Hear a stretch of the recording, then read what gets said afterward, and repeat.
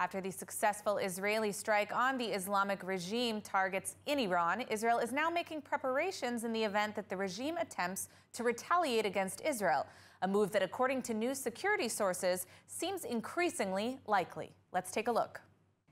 It was an embarrassing night for the Islamic regime in Iran. Over 100 Israeli aircrafts penetrated Iranian airspace, conducting a series of targeted strikes on IRGC bases, weapons factories, and military sites, and all returning home without a scratch. Iranian S-300 missile defense batteries were destroyed, missile and drone production sites massively hampered, and additional radar systems wiped out by precision IDF airstrikes, leaving Iran virtually defenseless. Satellite imagery also shows Israel hit Parchin Base, a former nuclear site with extensive missile production. Yet despite stern warnings from the U.S. and Europe not to respond to Israel's strike, the regime is reportedly preparing to do just that. Security sources in Israel assess the regime is preparing a large counterstrike on Israel. This comes as Ayatollah Khamenei took to X to threaten Israel, warning of Israel's miscalculation, even opening a Hebrew language account to issue the warning before almost immediately being suspended for his comments. The regime's foreign minister also spoke out against the attack and accused the United States of involvement in the strike, which Iran was warned about several hours before it took place. The regime has been unified in their determination to respond to Israel, noting their right to self-defense. As Europe and the U.S. urge de-escalation and warn of the dangers of regional war, Israel has stated they are prepared to escalate should the regime make the mistake of attacking Israel once again. The war in Lebanon continues to intensify as the IDF advances in South Lebanon. It's also suffering painful losses. The Army announced the names of 5 reservists killed in the fighting. More from ILTV's Steve Leibowitz. The IDF offensive in South Lebanon continues to advance amid ongoing aerial assaults degrading Hezbollah missile and missile launching capabilities. The Parachute Brigade are fighting a targeted ground operation in South Lebanon under the command of the 91st Division.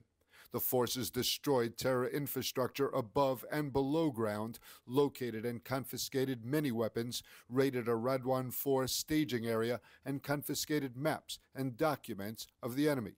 The Air Force hit command centers and arms storage in Beirut, reducing a number of buildings to rubble. Precision strikes are systematically destroying military bases and buildings of the Radwan force. Heavy damages are reported in the Lebanese port city of Sidon in South Lebanon.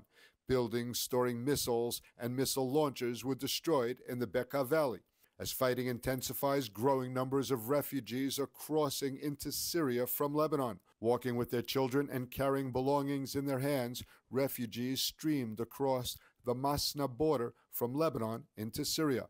Lebanese civilians paying the price for Hezbollah dragging them into a war with Israel. The Israeli Defense Forces announced that 5 Israeli reserve soldiers were killed and 14 wounded in a battle with Hezbollah operatives in a South Lebanon village, bringing the IDF's toll in the ground offensive against Hezbollah in Lebanon and during operations to 34. The slain troops were named as Captain Rabbi Avraham Yosef Goldberg, 43, from Jerusalem, Master Sergeant Gilad El-Maliach, 30, from Jerusalem, Captain Amit Chayut, 29, from Haifa, Major Eliav Amram Abitbul, 36, from Eitan, and Sergeant Major Shaul Moyal, 47, from Karnei Shamron. May they all be of blessed memory. Following the alerts that were activated this morning in the Western Galilee area, the Air Force successfully intercepted a drone that crossed over from Lebanese territory. Incoming rockets were detected in the Upper Galilee, and Hezbollah attacks are ongoing. Some 120 rockets were launched by Hezbollah in the past 24 hours. One of the rocket attacks left 3 wounded in the Arab-Israeli town of Tamra.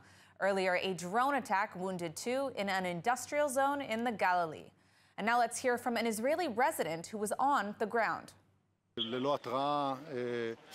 כטב"ם פגע בקצה של המבנה שלנו, קרוב מאוד למשרדים. יש לי 2 פצועים קל, 9 פצועי חרדה, אוזניים וכל מיני דברים כאלה.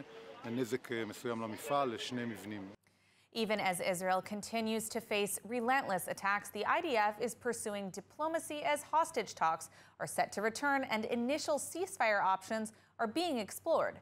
Here to discuss those possibilities is Colonel Miri Eisen, a senior fellow at the Institute for Counterterrorism. Colonel Eisen, always a pleasure to have you with us.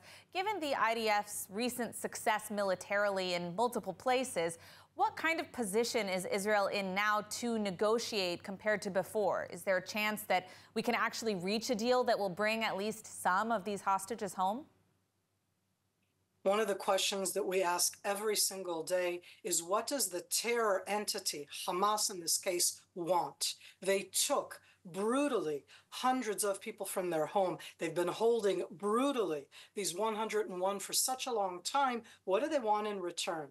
And at the end, what's happened right now is that you're seeing a change in the Hamas demands. The death of Sinwar opened an opportunity, and I only say an opportunity because the question is, will Hamas take it? Hamas want to, I'm going to say the worst kind of thing, have their cake and eat it too. How can I say that about something called the hostages? They want to end the war. They want Israel to be out of the Gaza Strip. They want all of the prisoners that were taken in this war to be released, all of them, for, they won't even say who the 101 are.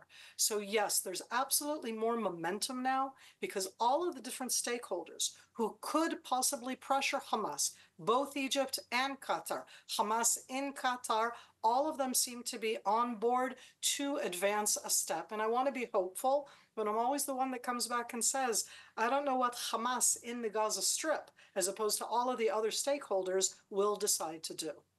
Now, how dangerous is it for Israel to implement any kind of ceasefire now in Lebanon? I know there have been some rumors about some talks to some degree. Would we be able to reach a compromise that would allow these Israeli communities in the north to return home anytime in the near future?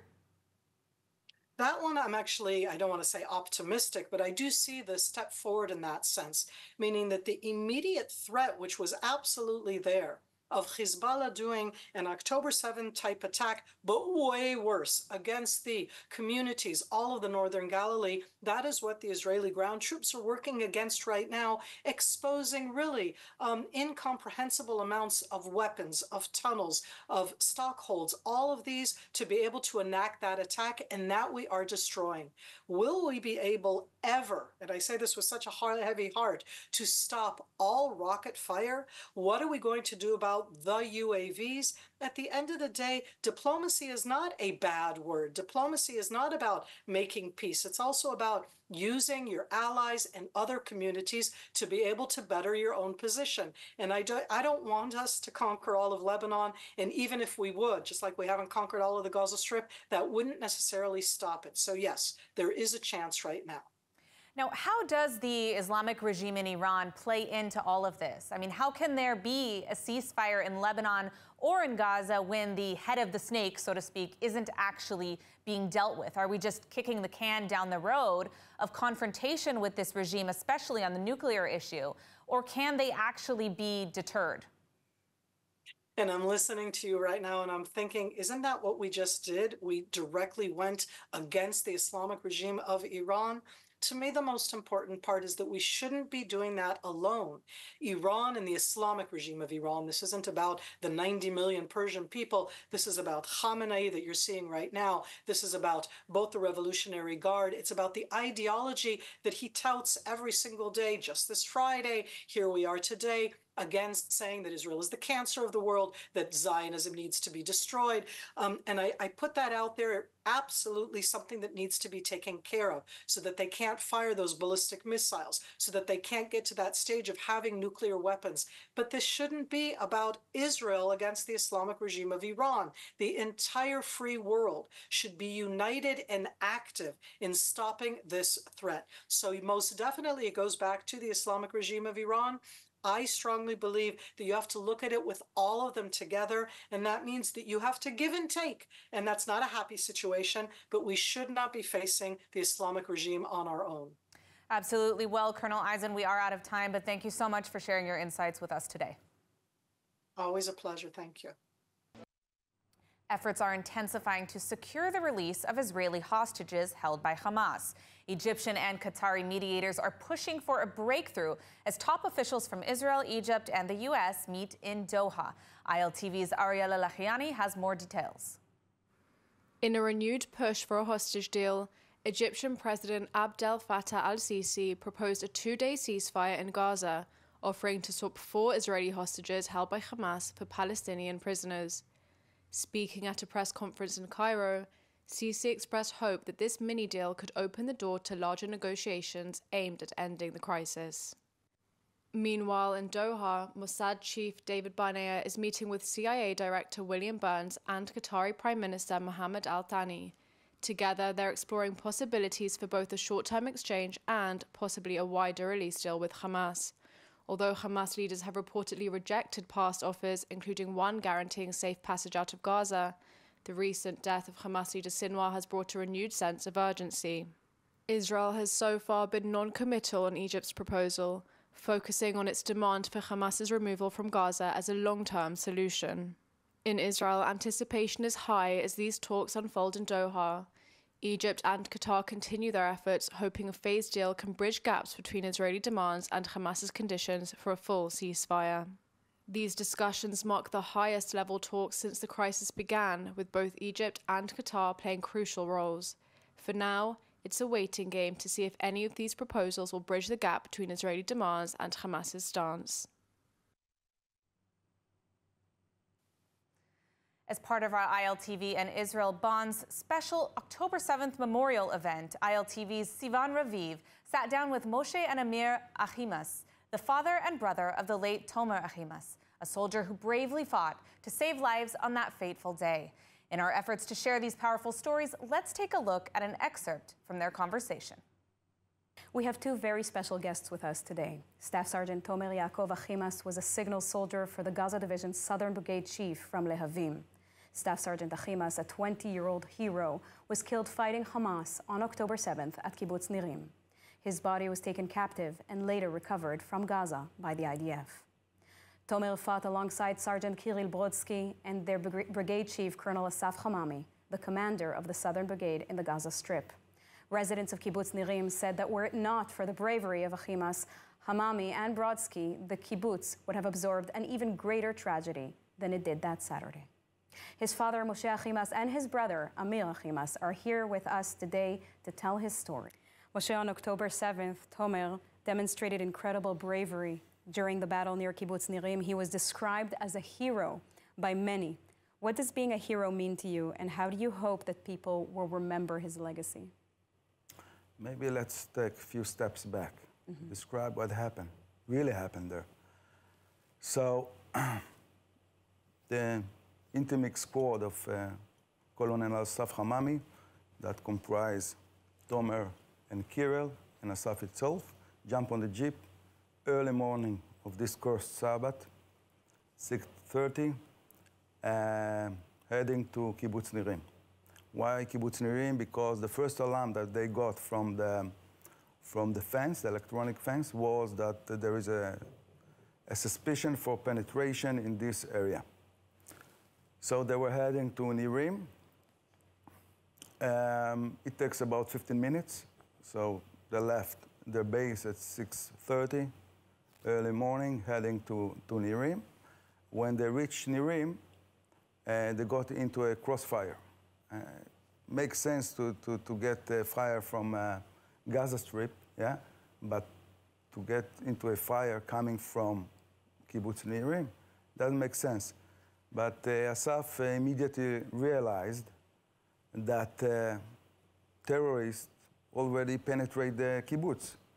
So he took a decision to get into the kibbutz and to confront these terrorists. They drove into the kibbutz, and there were only three fighters. And they actually got into a face-to-face battle based on the information we got from the IDF, between 60 to 80 terrorists. Wow. Yeah. The battle lasted about 15 minutes, face-to-face. Asaf, Colonel Asaf, was injured first. And Tomer and Kirill, both of them, continued to fight face to face, and in between trying to provide medical treatment to their colonel, and also calling in the radio for help, for someone, but nobody came. They were alone. At 7:05, Tomer's voice was silent. The 3 bodies were kidnapped to the Gaza Strip.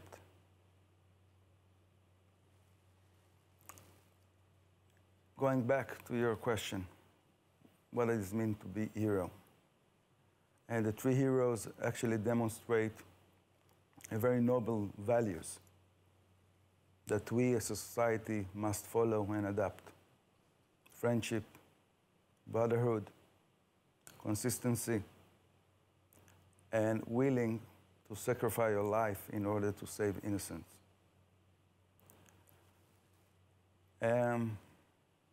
This is bravery. I'm proud of him. He did his utmost in order to save life, and he did. He did. He saved many lives. He saved many lives. This interview was part of a program that helped kick off Israel Bond's Invest in Life campaign. By investing $107 or more in Israel bonds, you send a powerful message. We're united and we're committed to securing a strong Israel. Please scan the QR code and invest in life. You can see the full interview on our YouTube page. The fatality in yesterday's mass casualty terrorist truck ramming attack has been identified as 73-year-old Betzalel Karmi from Rishon LeZion. The attacker, who was neutralized, was identified as Rami Nasrallah, an Arab-Israeli driver from Kalanswa in central Israel. Hamas put out a statement praising the attack, but did not claim credit. His employer said that he has a regular route and unloaded his truck in Ramat HaSharon before deviating from his route and driving towards Glilot to carry out the attack. 32 people were wounded in the attack when the driver rammed his truck into the back of a bus filled with civilian pensioners on a day trip to October 7th related memorial events. 5 remain in serious condition. The attack was at the Glilot junction close to Mossad headquarters, recently targeted by Hezbollah drones. Police are still probing the attack and are expected to officially declare it a terror incident. And joining us now from the Knesset is ILTV's executive editor, Mayan Hoffman, where lawmakers have reconvened to debate several high-stakes and controversial bills. Mayan, what can you tell us about the discussions underway? Thank you, Emily. I am standing here outside the gates of the Knesset, where the legislators are returning after a contentious 3-month vacation in order to launch the winter session. There are a number of items on the table related to the ongoing war. In addition to that, there are some key legislative battles expected to ensue. Those mainly relate to the military draft bill, the Haredi draft bill as it is known, which is meant to bring the Haredi and the ultra-Orthodox into the military. The state budget, which legislators on the coalition are aiming to tackle by the end of the year, and of course the potential revival of the judicial reform. Now let's take a look at the full report. Inside the Knesset on Monday, lawmakers are slated to approve a controversial pair of bills that seek to limit UNRWA's operations in Israel, the West Bank, and Gaza, despite pushback from the United Nations, the European Union, and the Biden administration.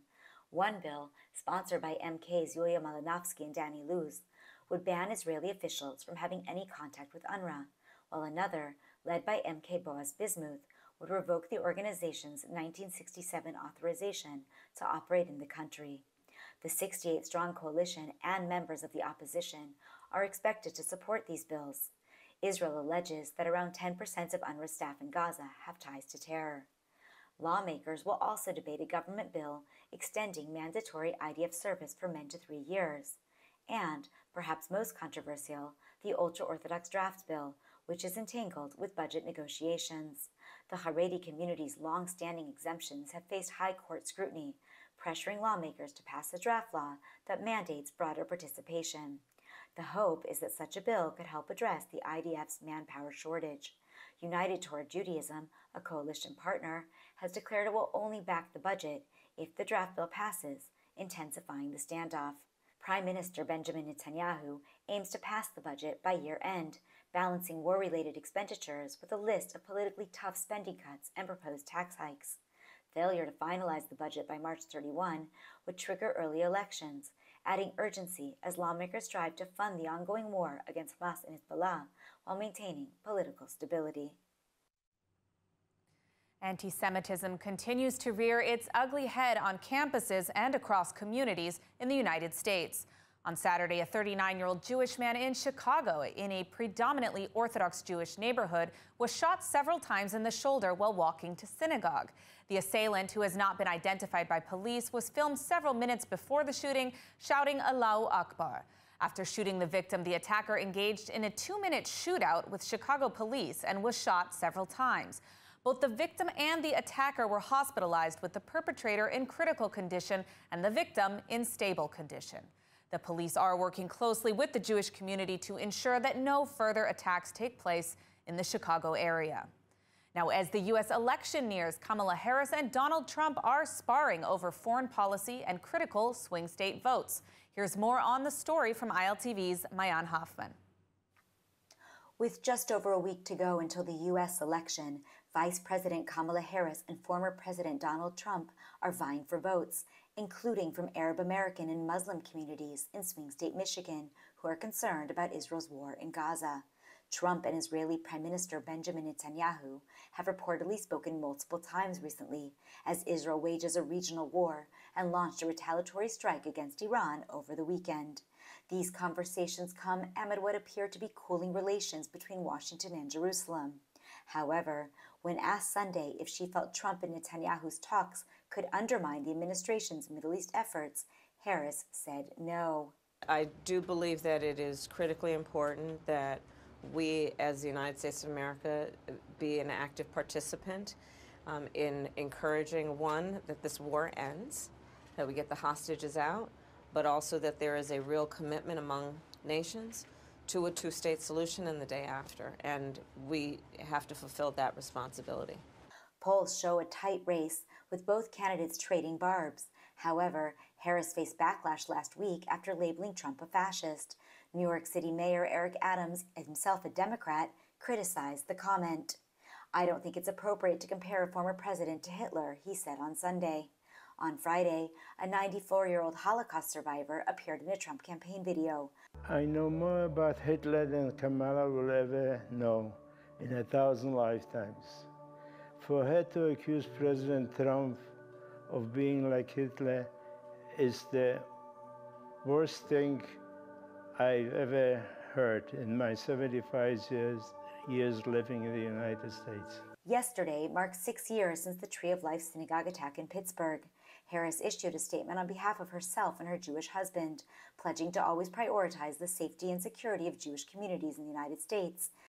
Sagot Winery, where passion meets tradition. Nestled in the heart of Binyamin, our vineyards yield exquisite wines crafted with generations of expertise. And now let's take a look at the weather forecast. Mostly clear skies are expected tonight around the country, with temperatures reaching lows of around 15 degrees Celsius or 60 degrees Fahrenheit. Then tomorrow, mostly sunny skies are expected alongside warm temperatures, reaching highs of about 26 degrees Celsius or 80 degrees Fahrenheit. That's a wrap for today's news. For the latest updates from Israel on all your devices, be sure to check out our ILTV channel, subscribe to our newsletter, and explore our website, iltv.tv. Stay informed with the latest news from the heart of Israel. I'm Emily Schrader. Be well, and thank you for watching.